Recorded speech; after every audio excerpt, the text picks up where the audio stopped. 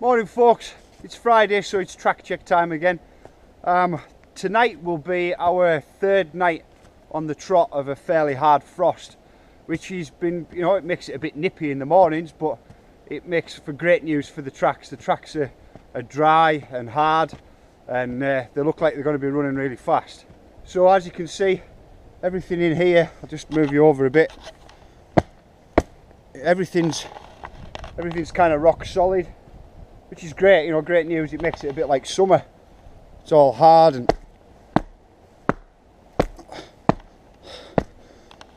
pretty sort of concretey, but that's good news. It means it runs quite quick. If you were here last week and you're coming again this weekend, I'd just be mindful on your first couple of runs because it's running so much quicker than last week. I will admit, I've been getting here on the morning and kind of go, Jesus, it's cold, but I shouldn't really complain because it does everything in the world of good. Everything's just hard and compacted in, which, perfect, makes for great riding conditions, kind of brings a bit of summer back. But sorry, I'll just go through.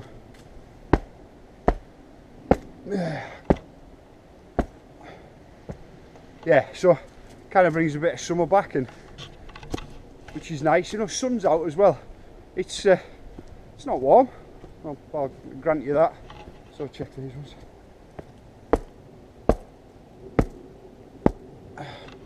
Yeah, it's not warm, but it's all good. And I'll take a bit of nippiness for these kind of riding conditions. Great, perfect. So yeah, it's been a pretty good week. What was I going to say? Sorry, I'm half kind of vlogging and half doing this as well, but it's all part and parcel of it. This is Get to the Chopper. I'm over at now, but you can see how kind of frosty it's been. Everything's tightening though. Great, that'll do. I'll tell you what I could do. I could give you the score about what I'm doing next week. So that's track checks done and complete for today, all ready for the weekend. The next thing that leads me on to is to looking forward to next week. Well, I've got this behemoth to deal with next week. I've been having a few ideas about it and what I can do and how we're going to get it sorted out, so I'll give you an insight into my coming week and share some of those with you. First job's going to be to secure all the large logs in place. I've got a couple more of these big ones to grab from home. Maybe we won't use them in there, we'll maybe use some other actual logs, but we'll secure it all in and get the actual log work itself tightened in. Next, I'm going to take off these bottom slats of the pallets on all of them, and then I'm going to use these stretchers I'm going to mark into here on the logs themselves, notch in with the chainsaw and the chisel, and drop these down and in and secure them in that way. We've got the planks over the top is a fairly straightforward one, to be fair, but basically that's what next week's looking like. A lot of timber work, which is great because that's what I enjoy. I'm pretty much set and decided upon this being the area and the shape and the rough sort of size of the landing. We'll kind of see how when we get to fill that in and make it a bit more solid. But the good news is, as far as building the landing goes, nature has provided. I've got more than my fair share of these wind-blown trees kicking around in the woods. There's plenty of them to go at. I don't know if you're going to be able to see on GoPro as far as, I'll hold you up a bit, as far as over there. You can see a load of other logs going across sideways.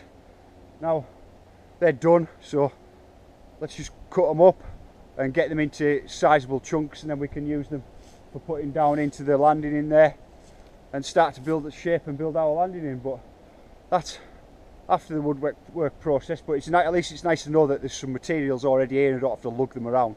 Well, that gives you a bit of an insight into what I've got coming up next week, along with a fistful of other things as well, I might add. But it's going to be pretty interesting. Like I maybe mentioned earlier, the woodwork thing is something that I enjoy, so it's something to look forward to next week. The track checks are done. I love it when it's like this.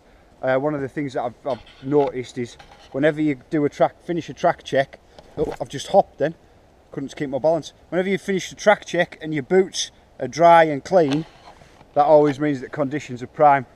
I think I might have said before, but if you were here last weekend, just be mindful on the first couple of runs, because it's you know, we're going to run this weekend. He's running twice as fast as last weekend, so just take it easy.